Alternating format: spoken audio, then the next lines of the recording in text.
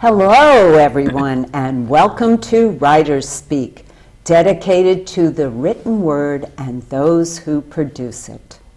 I'm Jeane Slone, the author of 3 historical fictions about women during World War II. Today in our studio, I'm very pleased to introduce to you Elaine Rock. Nice to see you. And Dusty Rhodes. Thank you for inviting me. And we are here to talk about a project, a manuscript that Elaine Rock is producing. And it is titled Fighting for Fairness in Flight. Correct. I love the title. I love it too. It succinctly describes exactly what I'm writing about Dusty Rhodes. Yeah, I know titles take a while to figure out. I think you got this one. I think so too.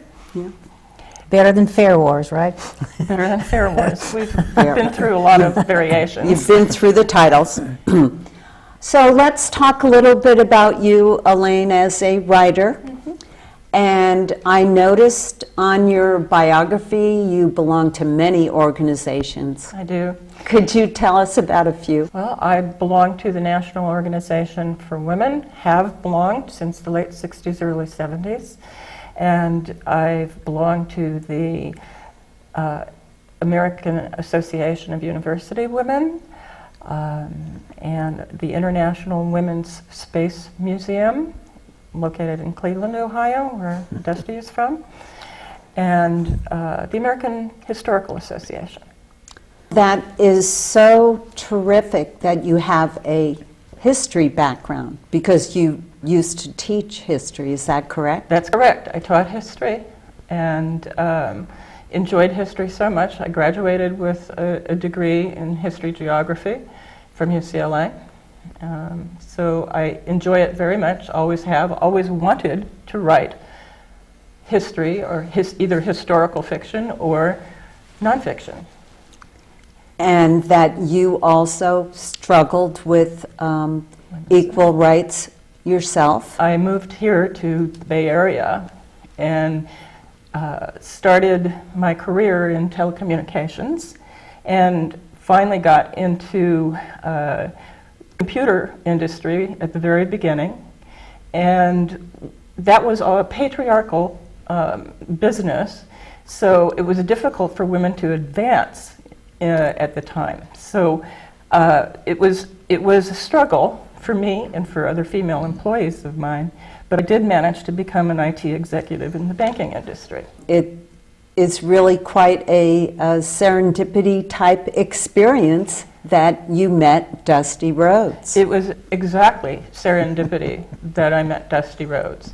I met her in the pool at the YMCA locally here in Santa Rosa. Isn't that funny? Well, Especially since I was a lifeguard for 4 years. Oh. Water baby. She also used to synchronize swim. And actually she was on a Buster Crabbe show when she was younger. Yeah. And I know you both had aspirations to want to become pilots. That's correct. Yes. Oh, yes. Broke my heart. My father was an executive with Lockheed, and he would bring photographs of all the prototypes of aircraft that they were working on, and I was always interested in seeing them. I wanted to be a pilot, but even when I graduated from UCLA, that wasn't an option for women. So it was amazing to me when I stepped down into the pool and friends were already talking to Dusty. They waved me over, and it was one of those moments where the world just stands still, and I thought, oh my gosh, I had this feeling that something was going to change, and it was destiny as far as I'm concerned that I met her. And she was telling everybody about her life.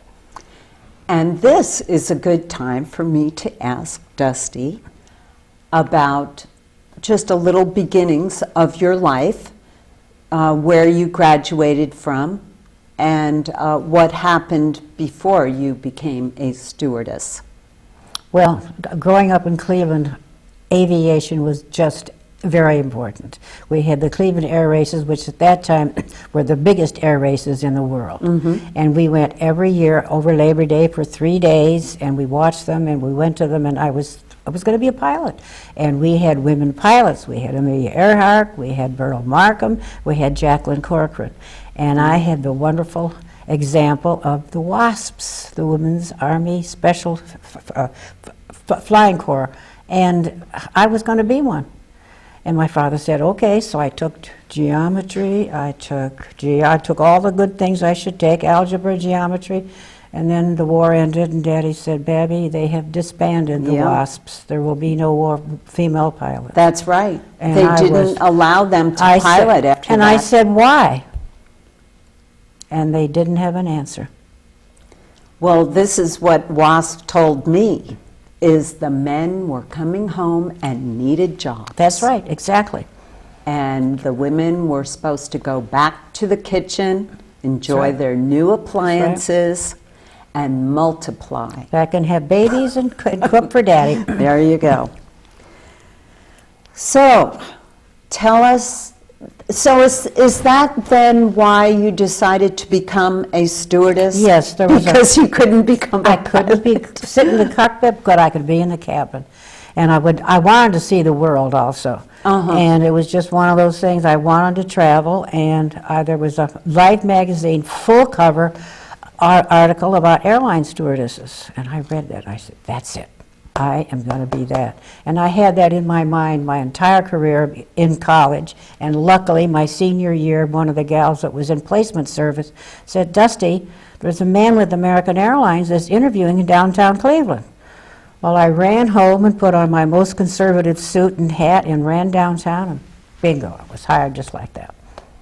But he said, can you start next month? I said, no, it's my senior year in college and I want to graduate, he said, which I thought was the wrong thing. He said it was the right thing later, because I wanted to finish something.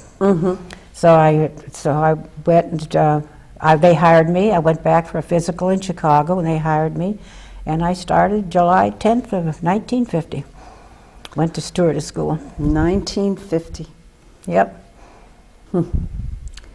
So what was it like in the 50s to be a stewardess? Well, in many ways, was probably the best job for a woman in the world. You traveled and you met interesting people. You went to fascinating places. Yeah. And you were working with a great group of people. But there were some black sides. What were the restrictions? You could not get married. If you were married, you were fired immediately. What was the logic behind that? You tell me. But the men think this. You should stay home and have babies and take care of Papa. But they also thought, you know, stay home and get pregnant and have babies, and you're going to cost us more money in insurance. Because yes. I believe that one of the biggest things was money. There'd be no pensions if you were fired at 32. There would be no medical costs. There'd be no, because the men's pilots had paid for their babies through our wonderful medical system. But they cost plus the fact they just thought that men thought that, oh, she doesn't have a wedding ring on, she's not married, maybe I'll have a date at the end of the trip. But they did the same thing to my favorite school. My favorite teacher in high school, Betty French, was fired. She was great, but she was fired. She married a man in the Air Corps. He was overseas. How's she going to support herself? Fired. They fired all teachers. You were very lucky to be hired when you did. Yes. Because you weren't under that law that they created. Well, they did. I was hired in 50, but they didn't have the law until 53. Right. So I was grandmothered into I wouldn't be fired. But anyone that was a stewardess then would not be fired. Anyone after 53, you're out. So again, I wanted to reiterate, they changed the law within 3 years. That's right. And you had to retire at age 32. That's right. But you got to be a stewardess for 44 years. That's right.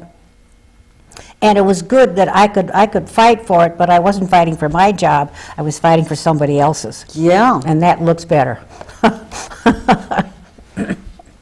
Well, before we get into your amazing record of political activism, it's just fascinating to hear about all the celebrities that you got to meet. And Elaine explained to me the reason why you got to meet so many celebrities. There weren't private jets back then. There were no private jets, and the passengers didn't have computers, so they talked to us. There were no TV shows on No board. TV, no movies. Movies. So they No talked to movies. us. Oh. And it was all first class. There was no coach. Uh-huh. And all the businessmen, their companies were paying for it. And it was very expensive to fly. It was expensive, but not as expensive as it is today. It was terrible today in first class because you're paying for a bed, you're paying for pajamas, you're paying for a gourmet meal, you're paying for everything. So tell us about some of the celebrities that you got to meet. Well, first of all, when I was based in LA, I had so many movie stars on board, but I also had wonderful politicians. I had my best passenger, the most exciting passenger was Eleanor Roosevelt. And I got to sit and talk to her for about 20 minutes because the seatbelt sign was on. And I got to talk to her, and she was charming and lovely. And I remember telling her that my family was very, very, very Republican, but I had become a Democrat. And she turned to me, she said, "Why did you become a Democrat?" And I said, "Management." She said, "Gotcha, gotcha." And I had her son, Jimmy Roosevelt, on board. He was just as charming as his father. That smile was just... And I had Senator Kuechel and Senator Goldwater and a lot of people, and I would talk to them about our problems because we had time to talk, and they were interested. We were on the same level then. Now it's some of the manners and the way people dress is you don't want to talk to them. They're mad as hell, first of all, when they get on the airplane, have to spend 2 hours taking off their shoes, putting them back on. And then they sit down and the person in front of them is in their lap. So they're not happy, and it's not a good job. Then it was a different world. We were nicer people then too. We truly were. Americans were had much better manners. And you got to meet President Richard Nixon? Well, I wasn't president then. He was vice president when I met him, because by that time I was a really Democrat. Oh, I see. But I had him on board, and I had him on board the night before he and Pat were coming out to the Rose Bowl, and he was the Grand Marshal. And I met 3 people on the airplane that trip, and I was having a date with a brand new boy, pretty good, who was taking me to the Rose Bowl and the parade and all this good stuff. And so I told him, I said, "Well, I'll see you tomorrow at the Rose." He said, "Well, where are you sitting? Do you know?" I said, "Yes, we're sitting right where the cameras are, right on that corner of Orange Grove and Colorado." And he said, "Oh," he said, "well, be sure to do this." He said, "When we go by, don't say hi Dick, hi Pat. Say hi Pat, hi Dick. So I'll know." So, by golly, turned the corner and I yelled, "Hi Pat, hi Dick," and stood up and waved, and he said, "Hi Dusty." Well, my date looks at me, He was impressed? and I said, "Friends and family."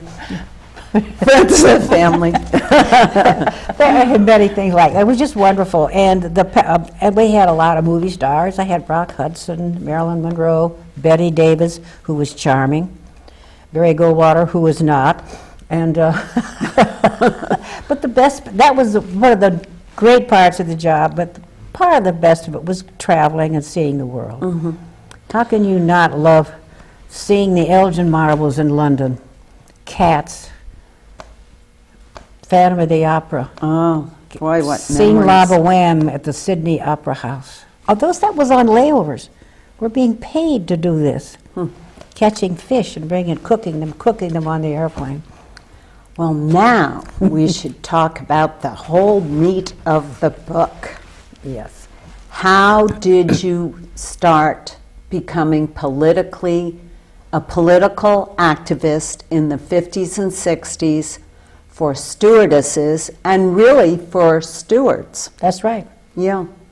So how Well, did that occur? the 19 And here you were over the old age of 32. No, I wasn't. I started fighting it for it in 1953. I was just 30, I was just, started 22, I was just 25. Oh. But the contract came out and they put in this lovely sentence, any stewardess at age 32 would be fired automatically.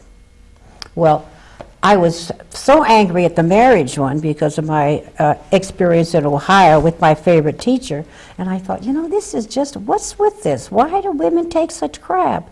Mm-hmm. And I just kept talking about it, and the gal that had negotiated it was very happy that at least she was able to save those that were still with the airline. And so we started fussing about it, and I was on the contract team in 1963, and that was our major goal, was to get rid of that. And we weren't getting anywhere in negotiations, so we had a press conference, and we had a bunch of good-looking 32-year-old dollies. And when you say the word airline stewardess in those days, boom, the men came running, and we had a press conference, and there must have been 50 people there. And and where was this? it was in New York, Uh-huh. and we had a press. I'm trying to think of I can't remember where it was, but it was in a big place, and we hit the front page in 17 newspapers. We And were so what lucky. did the paper say about They took conference? pictures of it, and they said, "Can you tell which one shouldn't be flying?" They And had 8 stewardesses. 4 of them were under 32, 4 of them were over 32, and their whole premise was to say, can you tell the difference? And Dusty stepped out of the line of stewardesses and captured their attention by saying, I may not be a Lolita. No, I said, "Of Lolita, I'm not." A Lolita. But does that make me an old bag at 32? Right. And they, and applause and so. Her quote and her picture and the pictures of the 8 stewardesses were Hit the paper. hit the country. newspapers countrywide. And Nothing happened that day, so- Basically started a debate in the United States as to why were the airlines using the sexuality of females to sell tickets. Oh. 2 reasons: money and young. They wanted young girls. They wanted possible dates on the other end of the line. And then you ended up in Washington, D.C. Well, it was in 1958 by the president of our union appointed me as our legislative representative.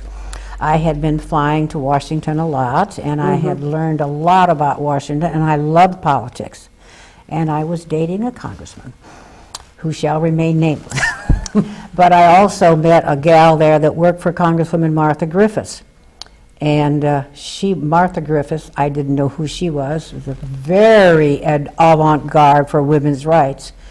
And she was good looking and had a mouth that wouldn't quit. She could say it like it is, and she didn't hesitate to. And having met Martha, and so I would tell Ann something. We got a girdle check this morning. She said, "A girdle check? What's that?" "Oh, they come. We had to wear girdles. They'd come up and hit you on the rear end to make sure you're wearing your girdle." I said, "I feel like a horse. You want to see my teeth?"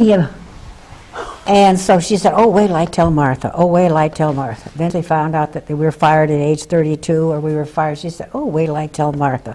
Well, finally, I met Martha, and we became wonderful friends, and she could not believe it, and she just went on, and she was the one that they had hearings. And the president of United Airlines came out and said, "Well, the image of a stewardess is of a young single girl." And Martha said, "Sir, what are you running, an airline or a whorehouse?" Well, that went ballistic. That went around the country. And so we had a lot of assets in Washington. We really did. And I loved and Congress was entirely different then. Republicans spoke to Democrats. They enjoyed each other. They had cocktails with each other. Nowadays, they pull out a knife, and it's awful. It's an entirely different Congress, entirely different political world. So tell us about, or maybe Elaine should tell us about Dusty being a lobbyist, a union lobbyist. One of the things I wanted to mention was Martha Griffiths was the key person to get the Equal Rights Amendment out of Congress to be voted upon by the states. So she was. I was in the lobby. I was in the gallery, and Emanuel Seller, who was chairman of the Judiciary Committee, came out and said, "Comparing a woman to a man is like comparing a horse chestnut to a horse. Well, you do not make any noise when you're in the gallery, but this groan that went through the gallery. Oh, comparing a horse. Oh." And Martha was able to get the ERA out by some parliamentary procedures that she really knew what she was doing. She knew Robert's Rules of Order, and she got it out of Congress. Then she also got the word sex discrimination in the Civil Rights Bill. It wasn't age discrimination, it was gender discrimination that Martha was able to get in. And that's what saved us. Sex was originally proposed by a senator from the southern states, Smith, and he proposed it on the floor as a joke because he was hoping that perhaps they wouldn't vote for the Civil Rights Act because of that one thing. Because of that one word, sex. And they laughed about it, but Martha immediately came out and said, "You know, you're going to have to go home and speak to your wives about why you didn't pass the Civil Rights Act because of sex. How do you think they're going to feel?" And so Martha was instrumental in getting that word to stick to the Civil Rights Act. That's right. Yeah. Could you tell us about more of Dusty's political activism and all the publicity surrounding it? When she retired, she became, had a lot of honors bestowed on her for the lobbying efforts that she did for overturning essentially the age 32 rule, which didn't happen, by the way, until 1968, after the EEOC finally came out against it. But one of the reasons she had so many accolades and why she is well known as a women's rights activist is on behalf of Jeane Montague, who is a colleague of hers, and she was representing her as a union negotiator. They knew that after the Civil Rights Act was passed, that the EEOC office, the agency that was going to determine discrimination as a result of the Civil Rights Act, was opening their agency on a particular day. So Dusty and Jeane were the first people in the doors when the EEOC office opened in their uniforms. Full uniform, spick, spack, and white gloves, the whole bit. And as she tells the story, they saw that boxes were still being unopened and typewriters being taken out of the box. They were still opening the office. And one of the ladies came up to her and said, "Why are you two here?" "You're free, white, and 21. What are you doing here?" These were all black, young black lawyers, all black women. "What are you doing here? You're free, white, and 21. I said, "Sit down, honey. I got a story to tell you." And we did. And they did, and the first discrimination complaint in the country was filed that day. Oh. And The that EEOC. was theirs, and the EEOC. So that made a huge difference, number one, in other airline stewardesses coming in and also filing complaints. There wasn't even any now. There was no now then? Right, this No. was before NOW was even thought of, and so it was before anybody really was thinking too much about the second wave of the women's movement. So one of the biggest accolades, going back to her, how I believe she's rather famous in the women's rights movement, is she, once we met Gloria Steinem in the 2014, she says to Gloria, "You know, after all these years, I haven't had an opportunity to say thank you for everything that you've done for women." And Gloria, without a beat, turns to her and she says, "Oh, no, Dusty, you were the one who started it all." And that's true. One of the premises of my books is we don't think about what happened before the 60s when we talk about the women's movement. And there was an awful lot going on between 1920, when we first got the vote, all the way up to Betty Friedan and the beginnings of the National Organization. The unsung heroines. The unsung heroines. Yes. There's a gap there. And I want to prevent historical amnesia from happening, and I think her story is worth telling. Definitely.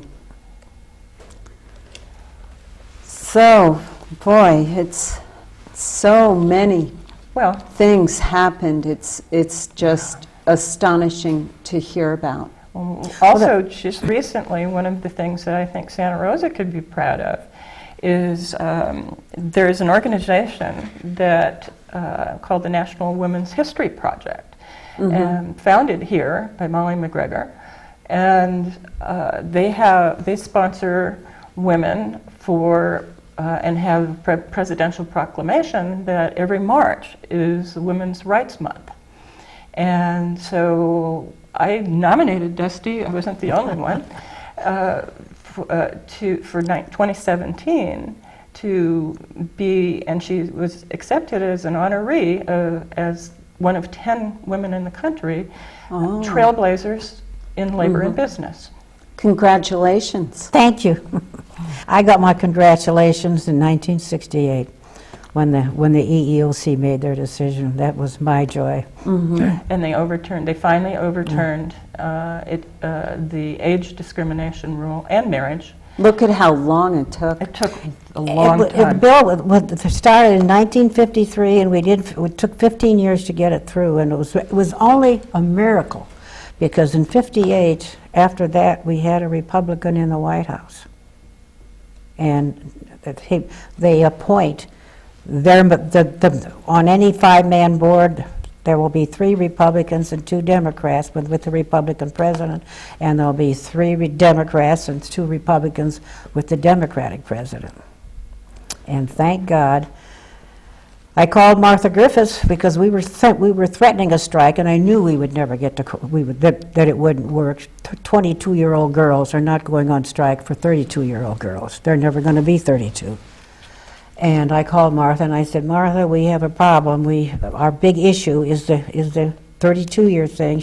I said, "It's been years since they had the hearings. Just call them up and make them to make a decision one way or the other, but just make a decision." Next day, boom, it was all over. It'd be really interesting to find out who made that decision. Yes. Who did Martha Griffiths talk to? Because the decision was made the very next day after her phone call. Oh. So we still don't know. I also was very curious about when you were the word changed from stewardess to flight attendant. When you became a flight attendant during the Vietnam War, what that was like to be a flight attendant with the troops. It was wonderful. It was the best flying I ever had. They were, first of all, the military was always our best passengers. I don't know why, but there was just something. Maybe they knew that we had a lot of discipline too, or something. But they've always treated us, enlisted men and officers, always were our best passengers.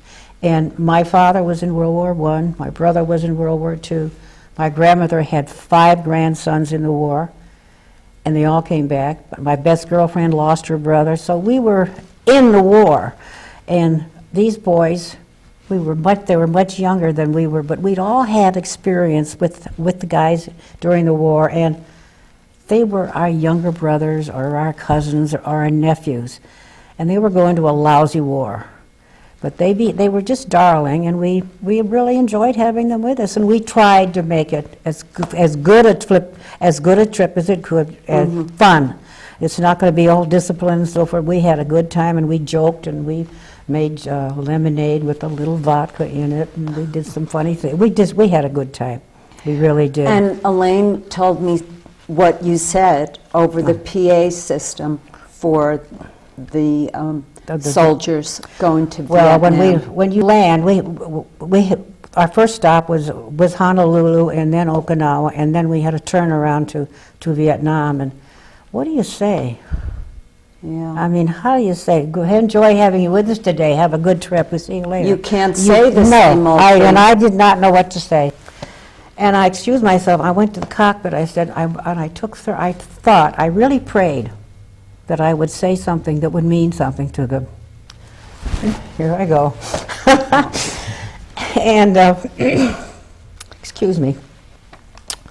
I came back and I said, gentlemen, we've been flying with you for some time now, and we've really enjoyed having you on board with us. But we want to make a promise. We're going to be flying over here. They call the airplane the Freedom Bird. I said, we're going to be flying over here on the Freedom Bird for as long as you're here. We promise you that. We want you to promise us that you will be here and we'll take you back to the world. Yeah. Then a year later, a guy came running up the steps and he said, you kept your promise. Oh, God. And we had about 5 or 6 of them on board. They were just great. We just loved them. To see him again. Yeah. It was dangerous duty for Yeah. the Yeah. pilots Yeah. and the stewardesses as well at that time. Yes, We and shot that's it. something to think about, that you weren't just serving food. No. You were helping them cope Yes. with being able to go, but it was also dangerous Yes, it just was, for but- you to go. But minimal. And I never will forget one, because we did make some funny PAs too. I introduced the flight attendants as Kitty Litter and Chi Chi Cherry and Boom Boom LaRue, and so they knew we were going to have a good time. But the colonel got off when we landed back in LA, because I always really wanted to make something thanking them for their service and step off proud and so forth and so on. And this colonel came up to me, he said, thank you for taking such good care of my troops. And I said, they're my troops too, Colonel. Oh, He said, I can tell. oh, that is wonderful. Yeah. So they were, when they flew into Vietnam, shot at many times. One of the stories I think is kind of interesting is one time they were landing, and was it Da Nang? No, we were flying. We took off from Da Nang, Took off. and we did not have passengers on board, which was bad. We wanted, because sometimes we would ferry empty airplanes on the way home usually. And I said, what's that funny hissing sound? I went back, and there was, by the aft exit, the slide was just psst, psst. So I went up the cockpit. I said, we got a problem back here, Cap. Come up. So they came back. They went, oh, God, we have a leak. So we took all the pillows and pushed them in there. When we got it back, we got into the next stop, and they had shells in the exit slide. Oh, And she had been standing right by that my. slide when they were shot at. So But it went she in and was- went. But she was lucky that the Yeah. slide was there. I want to change gears a little bit and ask you, Elaine, for the writers that watch this show, that you have written quite a lot about Dusty, but you are very interested in having a publishing company want to publish your manuscript. Correct. And what that entails. Well, it's a lot different than writing fiction, or submitting a manuscript of fiction to Because either an it's- agent or a publisher. It's a historical biography. Correct. It's a historical biography, a narrative biography.